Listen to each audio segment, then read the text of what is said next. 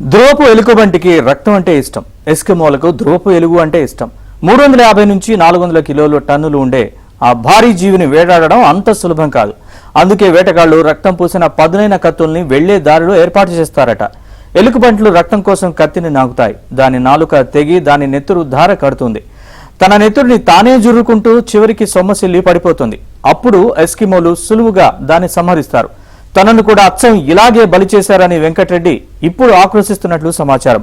వెరసి వైసీపీ పెద్దల చేతిలో తాను బలైపోయానని, మొత్తం వ్యవహారంలో పాత్రధారిని మాత్రమేనని, సూత్రధారులు వేరే ఉన్నారని చెప్పినట్లు తెలిసింది.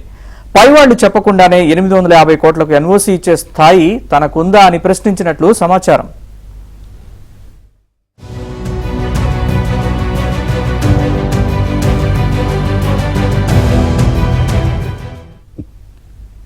తాను కోస్ట్ గార్డ్ అధికారిని, సొంత శాఖలో నాకు చాలా మంచి పేరుంది. కానీ జగన్ ప్రభుత్వంలోకి వచ్చి పోలార్ బేర్లా బలైపోయాను అని వాపోయాడట గనుల వెంకటరెడ్డి. జగన్ హయాంలో జరిగిన అతి భారీ కుంభకోణాల్లో ఒకటైన ఇసుక స్కామ్లో ఇరుక్కుపోయానని, దానికి కర్త కర్మ మాత్రం తాను కాదని ఆయన మొత్తుకుంటున్నారు. గనుల వెంకటరెడ్డిని గత నెల 26న హైదరాబాద్ శివార్లోని ఒక రిసార్ట్లో ఏసీపీ అధికారులు అదుపులోకి తీసుకున్నారు. అదే రాత్రి విజయవాడకు తీసుకొచ్చారు. ఏమిటి సార్ మీ పరిస్థితి ఇలా మారింది అంటూ ఏసీబీ అధికారులు ఆయన పట్ల సానుభూతి ప్రదర్శించారు.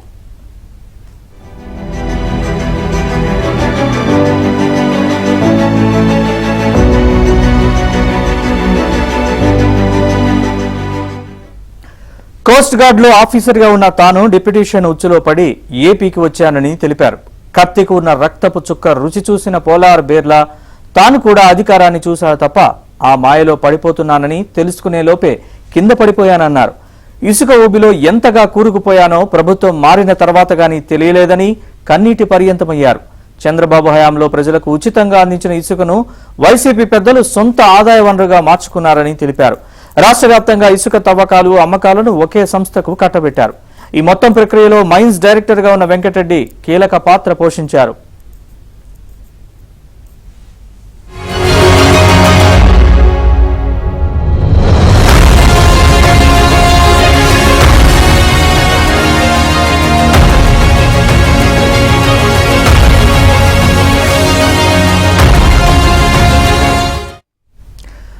గనుల వెంకటరెడ్డి చెప్పిన విషయాలు చాలా సంచలనాత్మకంగా మారాయి. తాను పాత్రధారిని మాత్రమేనని, సూత్రధారులు వేరే ఉన్నారని ఆయన చెప్పినట్టుగా తెలుస్తోంది. ఇదే అంశానికి సంబంధించి మరింత సమాచారాన్ని మా ఏపీ బ్యూరో చీఫ్ రామారావు అడిగి తెలుసుకుందాం.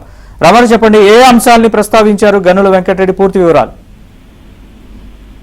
Naresh, Andhra Pradesh mineral development corporation మాజీ ఎండి వెంకటరెడ్డి అడ్డంగా బుక్ అయ్యారు. ఏసీబీ అధికారుల వద్ద తాను పాత్రధారిని మాత్రమేనని, సూత్రధారులు వేరే ఉన్నారు అని చెప్పి వాపోయినట్టు తెలిసింది. ఈ రోజు నుంచి ఆయన 3 రోజుల పాటు ఏసీబీ కస్టడీకి తీసుకోబోతున్నారు. నిన్న సాయంత్రం ఆరోగ్య పరీక్షలు నిర్వహించిన తర్వాత ఆయన్ను మళ్ళీ జైల్లో ఉంచారు. ఈ రోజు ఉదయం నుంచి కూడా ఏసీబీ కస్టడీకి తీసుకోబోతున్నారు. ఇందుకోసం ఏసీబీ అధికారులు మొత్తం 27 ప్రశ్నలను సిద్ధం చేసి ఆయనతో మాట్లాడేందుకు సిద్ధమయ్యారు.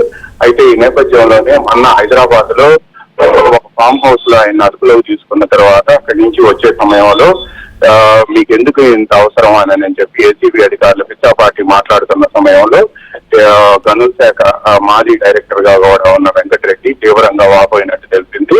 తాను కేవలం పాత్రధారినేనని, సూత్రధారులు ఇందుకు వేరే వాళ్ళు ఉన్నారు అని చెప్పి కూడా ఆయన చెప్పడంతో పాటు 850 కోట్ల రూపాయల ఎన్ఓసీలు ఇచ్చే స్తోమత తనకు ఎక్కడుంది అని కూడా ఆయన ప్రశ్నించినట్టు తెలిసింది. ప్రభుత్వానికి బకాయిలు ఉన్నప్పటికీ కూడా బ్యాంక్ గ్యారంటీలు తిరిగి ఇచ్చేయటం, అదేవిధంగా జాతీయ హరిత ట్రిబ్యునల్ తో పాటు సుప్రీంకోర్టు నిబంధనలను ఉల్లంఘించి గనుల అక్కడ ఇసుక తవ్వకానికి అనుమతులు ఇవ్వటం వంటి వ్యవహారాలపై కూడా మాట్లాడినప్పుడు తనకు అంత స్తోమత లేదు అని చెప్పి కేవలం పైని చెప్పడం వల్లనే తాను ఇవన్నీ చేశానని, తాను తెలుసుకునే లోపే ఈ ఇసుక ఊబిలో కూరుకుపోయాను అని కూడా వెంకటరెడ్డి వాడినట్టు తెలిసింది.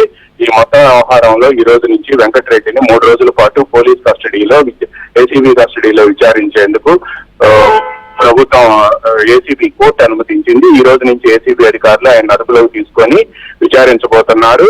ఆయన విచారణలో ఇంకా మరిన్ని ఆసక్తికరమైన విషయాలు వెలుగులోకి వచ్చే అవకాశం ఉంది అని చెప్తున్నారు. దీంతో పాటు వెంకటరెడ్డి అప్రూవర్ గా మారిపోతారా అనే అంశంపై కూడా జోరుగా చర్చలు జరుగుతున్నాయి. ఎందుకంటే మొన్న ఆయన ఏసీబీ అధికారులు అక్కడి నుంచి తీసుకొచ్చే హైదరాబాద్ నుంచి విజయవాడ కోర్టుకు తీసుకొచ్చే సమయంలో ఇందులో తనకు ఎటువంటి పాత్ర లేదు అని తాను తెలుసుకునే లోపే దీనిలో భూమిలో కూరుకుపోయానని కోస్ట్ గార్డ్ లో సుఖంగా ఉద్యోగం చేసుకుంటూ ఉండగా తనకు గాలం వేసి ఇక్కడికి తీసుకొచ్చారు అని ఆయన చెప్పినప్పటికీ కూడా ఇప్పుడు జరిగిన కుంభకోణం అంతా కూడా వెంకటరెడ్డికి తెలిసే జరిగింది అని చెప్పి కూడా ఇంకా మైనింగ్ శాఖలో ఉన్న పలువురు ఉద్యోగులు చెప్తున్నారు. ఎందుకంటే ఆయన అక్రమాలు జరుగుతున్నాయని తెలిసిన తర్వాత ఆంధ్రజ్యోతిలోను ఏబిఎన్ లోను కథనాలు వచ్చిన తర్వాత కూడా ఆయన వాటిని సమర్థించుకునేందుకు ఏపీఎండీసీ కార్యాలయంలో ప్రెస్ మీట్ పెట్టి అడ్డంగా వాదించిన విషయాన్ని ఈ సందర్భంగా పలువురు గుర్తు చేస్తున్నారు.